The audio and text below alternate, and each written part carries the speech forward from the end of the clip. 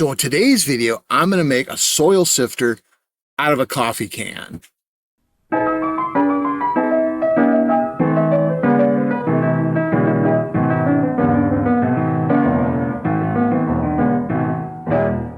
So here I've got just a simple coffee can.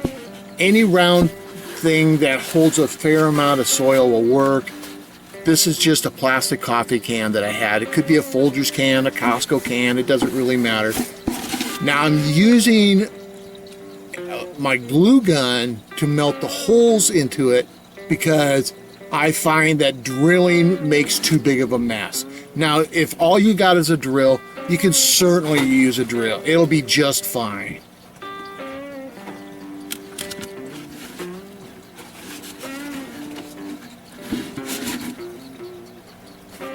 I'm spacing them about 1 to 2 inches apart.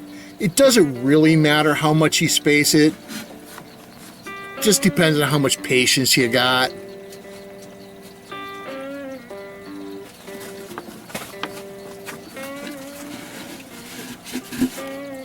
So about 2 inches, 1.5 inches, something like that. That'll work. And I'm gonna go about 3/4 of the way around. I'm not going all the way around. That's how my grid looks. I'm not even going all the way to the top. And I'm just cleaning up the holes a little bit. Trying to get some of that melted plastic off. Now I need to find the center because you'll see here in a little bit. I'll leave a link in the description to another video that shows you how to find the center of a circle. If you got a different type of container, this one already had a center line. It's 16 centimeters across, 8 centimeters is the center. Pretty easy. But see how nice a hole that leaves? Now, I have some threaded stock here. And this came from my video where I was extending the length of a grow bed. So I'll leave a link right up here. You can check that out. It's just got a nut on there and a washer, and I'm threading it through the middle there. And I'm going to put another washer and another nut on the outside. Now, if I was to do this again, and I'm probably still going to go do it, is I would probably put a locking nut on there. That would have worked a lot better.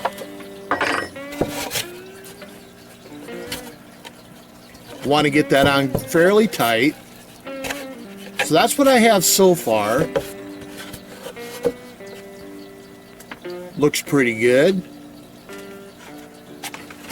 I'm going to go ahead and stick it in the drill and let's test it out. That's at low speed. I'm going to switch this over. Oh, look at that. Look how much it wobbles. That's no good. That's no good. So I got to fix that. And how I'm going to fix that is with some zip ties. So what I'm going to do is I'm going to put 2 holes to thread the zip tie through. Again, using the glue gun. Now you could certainly, like I said, you could use a drill. That would work just fine. It just means more cleanup. I'm going to thread the zip tie through around the rod. I'm getting old. I can't see with my glasses anymore. And right here, you want to be careful not to pull it tight yet, because I've got to put one on the opposite side to counteract so it doesn't pull the rod over to one side too much.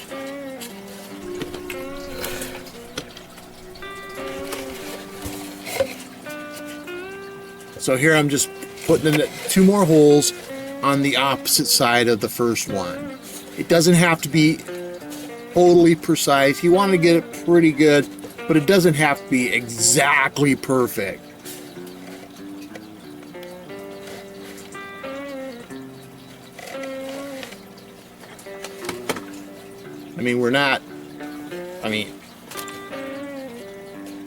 Gonna get another zip tie, thread it through the opposite side of the first zip tie.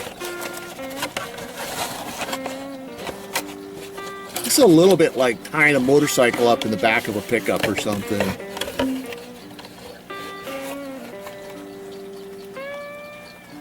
There we go. I got that threaded.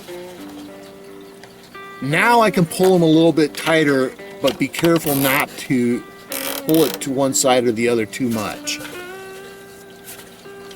Now I'm going to put two more in the quarter position, opposite of each other. And this time I'm going to thread the zip tie over the top and underneath the other two. And that kind of locks those zip ties into place. Gotta clean the plastic off.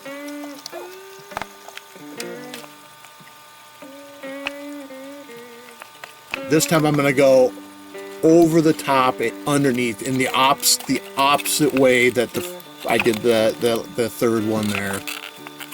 So everything is locked into place.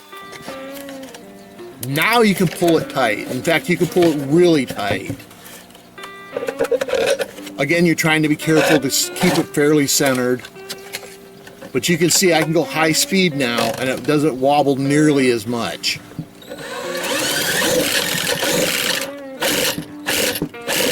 See that? That's full speed and that's a lot better.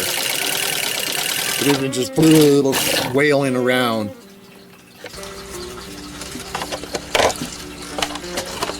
Now I'm just trimming the zip ties, because you know you don't want to get slapped by them. Plus it looks a little nicer. Let's go ahead and do a little demo here. Filled it up, and I'm going to pull the trigger on the drill, and I'm going to kind of pulse it like this, and that centrifugal force forces it out like this and through those holes. The bigger stuff that won't fit through the holes doesn't go through the holes, obviously, and the smaller stuff will. Now, if you wanted even a finer mix, you could certainly make the holes even smaller, and that would work just fine.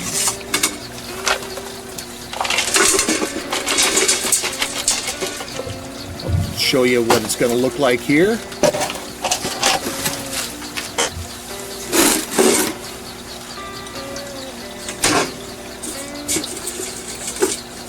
This is what I sifted out. See how big and chunky that is? That's no longer part of it.